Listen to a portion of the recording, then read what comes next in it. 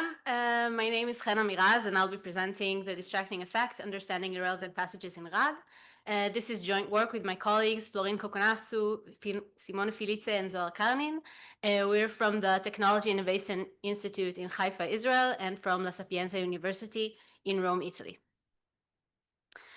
So like we've heard already in a few talks, a vanilla use case of LLMs is you get a question and you want an answer based on the parametric memory of the LLM. But this is limited when the user question is information seeking, especially if you want up-to-date data or proprietary data. What has happened in recent years is using retrieval augmented generation, which works in two steps. So first you retrieve passages that are relevant to the question, and then you ask the generator to answer the user question based on these passages. But retrieval is not always perfect, and the problem in RAG pipelines is distracting passages that contain semantically related yet irrelevant information that may fail the answer generating LLM. So on the one hand, they're semantically related, they're not random. On the other hand, they're irrelevant, meaning they don't contain the answer to the question, and they mislead the LLM, meaning that they don't have any contradicting information. A human would learn to ignore it. So here's an example. Pay attention because there's a test. So the question is, what movie featured the song On the Road Again?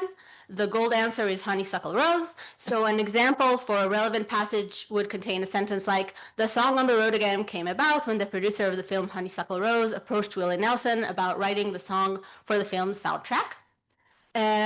So this is all good, but what happens if the LLM gets in addition an irrelevant passage? So here are two irrelevant passages, for example. Country music legend Willie Nelson's iconic song, Always on My Mind, was featured in the 1982 film The Soldier. So in this case, we're talking about a related entity, but not the same song.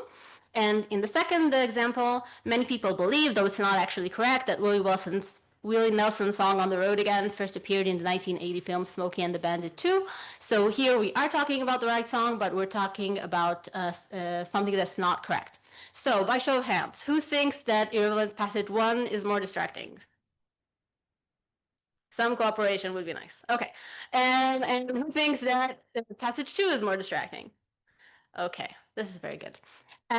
So we fed this into the LLM, and lo and behold, as you said, in the first scenario, we get the correct generated answer, and in the second scenario, we get the wrong generated answer. So why is this more distracting, as you can all tell? Our paper studies this, and we present the first comprehensive framework for quantifying, obtaining, and utilizing hard distractive passages in retrieval augmented generation. So I will quickly go over quantifying, obtaining, and utilizing. Let's start with quantifying the distracting effect. So this is our definition. Think of the generator as fixed, and you're inputting to it the user question and an irrelevant passage. And in addition to the prompt that we had before, answer the question based on the passage, you're adding, if the passage does not contain the answer, please respond with no response. Do not try to respond based on your own knowledge. And instead of letting the LLM generate whatever answer it wants, you're constraining the answer to be no response. And you're looking at 1 minus the probability of getting this specific token that we defined. So to put more formally, the distracting effect of the passage P, so this is a quantity of the passage P on the LLM, which we said is fixed, with regards to the question Q, is the probability of not abstaining. So keeping this definition in mind, let's go back to our lovely Willie Nelson example. If we compute the distracting effect using this methodology, we get that in the first case, the distracting effect score that the LLM gave was 0.34, and in the second case, it's 1. So we can see that for each query, the distracting effect provides a ranking of the passages. So we'll quickly go over our contributions. So the first one is this definition that I just introduced. So why this definition? We have a few good reasons for it. First, it's naturally continuous and bounded between 0 and 1 because it's a probability distribution. Next, it's interpretable as it's like you're asking the LLM to abstain. It's simple and cheap to implement. You don't need any new tokens. You don't need an expensive evaluation model. And it's independent of other passages, so it really represents an intrinsic quality of the passage. Our other results in the paper, first we show that distracting effect translates to downstream RAG accuracy. We also show, we said that it's LLM dependent, but we show that it's also consistent across LLMs. We propose methods for obtaining diverse distracting passages. And we end with an application showing that you can increase robustness by distraction-based fine-tuning.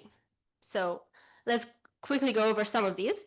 So recall that we saw that the distracting effect of the first passage was smaller than the one of the second. And also recall that we saw that this correlates with getting the correct answer or not. So basically passages with high distracting effect fail the answer generating LLM. So this is just an anecdote. So we conducted the following experiment to measure the impact of the distracting effect on the downstream RAG accuracy. So on the first column here, you see 7 different LLMs that we tested from different families and different sizes. On the second column, you see the accuracy when prompted only with the gold passage.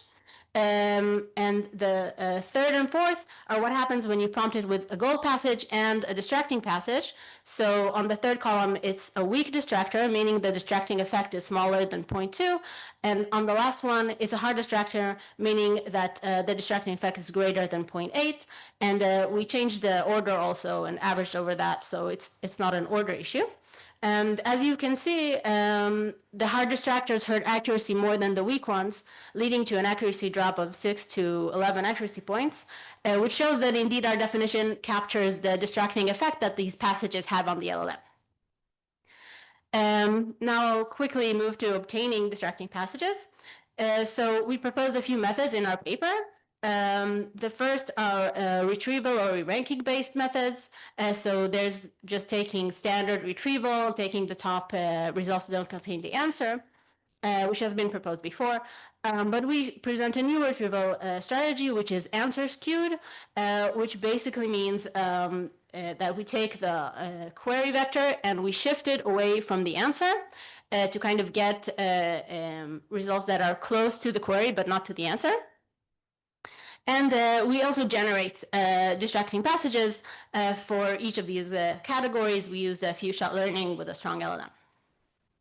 And what we showed is that really there is no universal winner, meaning that methods excel on different queries, and you really need to go beyond just standard retrieval to get truly distracting passages, and you really need like a healthy mix of all of these to kind of cover many different cases. Our application, as I said, is distraction-based fine-tuning. So basically, we show that training on hard distractors improves accuracy. So let me unpack this table. We show here that for 4 different QA test sets, these different models. So in the first column, it's not a fine-tuned model. So this is just the base LLM. The instruction LLM. On the next 2 columns are what happens if you use standard fine-tuning methods. So if you just use the top retrieved or re-ranked passages. And on the third, it's what happens when you fine-tune it on hard distracting passages. And you can see that just this very simple fine-tuning selection of the correct training set can really help increase accuracy by about 7.5% compared to standard methods.